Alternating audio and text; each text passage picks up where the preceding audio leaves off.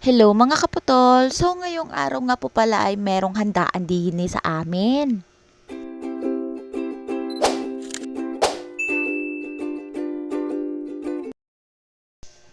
Sabi nga ng ate ko ay maghanda nga daw kami. Dahil nga daw kailangan namin i-celebrate ang 1 year old ng aking pamangkin na si Banyela. Abay, syempre nakalahat naman kami ay nakasupportive. Ay di for the go! Dito nga mga kaputol ay nagliligpit na kami ng mga kalat. Dito nga po pala sa bahay aliwan. Dito nga po pala sa bahay handaan ni Evangeline kami magsiselebrate. Dito sa bahay handaan ay dito talaga nagsiselebrate ng mga parte-parte. Siyempre naman, all occasion to. Para nga maging maganda yung aming decoration ay nagtulong-tulong na rin kami magkakapatid. All fours kasi wala kang ambag, sila ang gastos, syempre ang iambag mo magtulong-tulong, magluto-luto, tapos maya-maya kakain. Sabi nga ng pamangkin ko ay kapag wala daw ambag ay wag kumain. Aba ay hindi naman po pwede yung gayon. Sakto nga ho daw pala yung luto-luto namin ngayon dahil luto-luto nga daw po ang aking content para nga daw may upload ako naman. At dahil nga napagod na at nauhaw na rin kami ay nagpitas na rin si Juwa ng buko tapos nilagyan na rin ni ate ng gatas. After so many years nga po pala ay nag-set up na rin kami ng lutuan. Abay talaga namang tudong sikat naman ang araw ay napakainit naman sa lugar na pinaglutuan ni mama ng bilo-bilo. Mukhang delikado yung aming pinaka-tent dito pag nag-outing. Pakiramdam ko din talaga dito ay parang masusunog ang aming tarpulin. Tarpulin? Dahil nga mag-uumpisa na kami magluto ay naghiwa-hiwa na nga ako dito mga kaputol. Dito sa paghewa-hewa ko na to mga kaputol ay talaga namang gimbilisan ko na rin talaga ang paghihiwa-hiwa dahil talagang marami kami lulutuin ngayong araw. Dito nga mga kaputol ay naghiwa na nga huwa pala ako dito ng sibuyas na pare-parehas laang rin naman ang gayat. Kasi ang aming lulutuin ngayon ay spaghetti, pansit, fried chicken, Shanghai at bilo-bilo. Aba, napakarami naman. Parang malaki-laki ang handaan. Uy! Dahil nga ang ate ko ay very supportive siya sa paghahanda ngayong araw, syempre sa kanila na ang handa, sa amin na lang, ang ambag lang namin ay for the luto. Kaya for the maximum luto talaga kami magjowa. Dahil nga kagagaling-galing lang rin namin sa sakit ay bay, baka naman kami ay mabinat. Dahil palagi nga nagpaparinig yung ate ko na siya na lang daw lahat talaga magluto. Ay, sip-isip ko lang ay siya may superpower. Naaalala ko lang talaga dati guys, nung naghandaan din talaga kami sa aking anak, ay kapag wala ka talagang katulong ay hindi mo matatapos, baka bukas ka pa makakain. At inuna nga ho pala namin ang itong pasta para makaluto na rin kami ng sauce ng spaghetti. Ito nga ho pala yung una namin nuluto kahit tapos na ang bilo-bilo. Nakapagsalang na rin pala kami at nakapagtimpla na rin po pala kami ng sauce nito. Napaka-creamy talaga. Hindi ko na rin talaga guys na-shoot kasi nga sobrang dami din talaga namin ginagawa. At sa tindi naman ng panahon ay talagang uhaw na kami. Binasag ko na aring yelo para naman mailagay doon sa baso.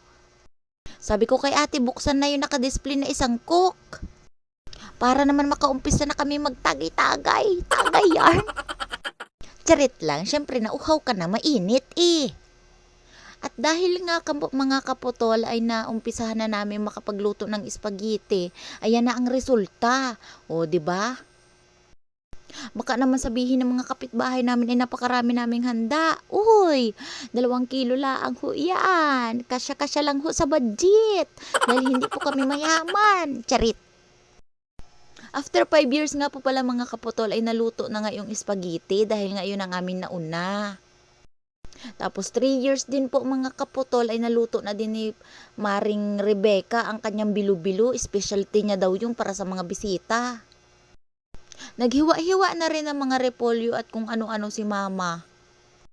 Sabi nga niya ay maghiwa-hiwa na nga din daw siya ng mga nilagang manok para sa pansit dahil matagal-tagal daw hiwain yung repolyo dahil isang sako. Nung natapos nga maluto ang aring spaghetti ay ito na nga ang kinalabasan. Abay, picture pala ang at video pala ang abay ng pakasarap. Hindi pa namin natitikman. Sumunod nga po pala ang bibingka. Yung bibingka na yan guys ay inorder laang yan. Hindi namin yan niluto ha. Hindi kami marunong magluto niyan. Nag-sit up na rin kami guys dito ng kawali para makapag-umpisa na po kami makagisa. Sabi nga po pala ni paring Aljon ay magisa na nga ho daw kami para sa pansit at mahaba-haba daw ang aming proseso sa pagluluto ngayon. Pagkatapos ko nga ho palang igisa ang sibuyas at bawang para sa aming pansit ay hinalo-halo ko lang ng bonggang-bongga. After 3 years nga mga kaputola ay eto na nga, brownish na nga siya. Pwede mo nang isalang-salang ang kung ano-anong mga sangkop na kailangan mong ilagay. At aring nga nilagay na rin namin ang manok na hiniwa-hiwa at kinusi-kusi ni Mama at ni Aljun. Nilagyan na rin namin dito mga kaputol ng oyster sauce para naman maalat at matamis-tamis. Sabi nga ni Maring Sunya ay ilagay ko na nga din itong repulyo at ang carrots na nabili niya. Parang isang sakong repulyo ang hinanda niya talaga para sa pansit na ito. Mas maraming sahog daw, mas masarap. Pagkatapos nga naming masangkot siya ang sahog ng pansit mga kaputol ay isinantabi nga namin yung iba para sa pang-topping sa harap ng aming pansit. Tapos nilagyan ko nga rin pala ang burwasang tubig.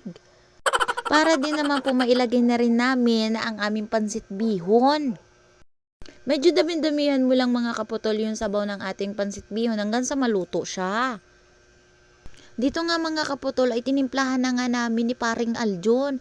At nang maluto nga mga kaputol ang pansit, aba napakasarap nga talaga. Dinala na nga ni paring Aljon na ang pansit sa loob para makapaghanda na ulit kami ng panibago namin lulutuin. Naglagay na rin talaga ako ng isang timba na mantika para sa aming lumpiang Shanghai. Aba, kung hindi ka nga naman talaga mabusog dito sa handaan na to ay napakarami talaga. For the effort talaga ang Runa Bells. Dito nga mga kaputol ay kapag nakita nyo nga na crunchy na ang iyong Shanghai ay pwede nang hanguin. Nakakahiya naman kasi sa mga bisita namin kung matututong. Tapos, pagkatapos ng aming Shanghai, ay dinagdagan na nga namin ng isang pang timba na mantika. Hindi naman ho kami nagtitipid sa mantika ha. Yung mantika guys na pinang Shanghai namin ay dinagdagan na lang ho namin para sa aming fried chicken. Kasi pare-parehas lang naman ang mantika, bakit hindi na lang iisa ang lutuin, di ba? Nung inumpisahan nga ho pala namin lutuin ang fried chicken kasi last na to, di po dago-dago na kami at lapang-lapang na kapag pagkatapos ng chicken. Ay aba, hindi pa nga naluluto ay inuumpisahan na ni paring Aljon kainin. Feeling ko talaga wala na talaga matitira para sa bithita. Dahil nga hindi talaga magana yung aming clip para sa fried chicken, ay kinamay na nga namin ni paring Aljon. Pero malinis naman yung aming kamay dyan guys ha. Naghugas naman kami ng 10 bisis bago kami maghawak ng fried chicken. Nung maluto na nga ho namin ang fried chicken, ay may prepare na po namin sa lamisa para makapaghanda na rin ang pakapagtawag na rin ng isang batalyon na bisita. Piyesta yarn. Siyempre ho mga kaputol, minsan laang naman ho mag-birthday at 1-year-old birthday din po. Kaya naman ho talaga nag-effort din ang lahat ng pamilya. Tutulungan ho talaga namin si Maring Sunya kasi wala siyang kaagapay. Kawawa din naman, maghapon na rin talaga naman nakakunyabit ang anak niya. Pagod na rin sa buong araw.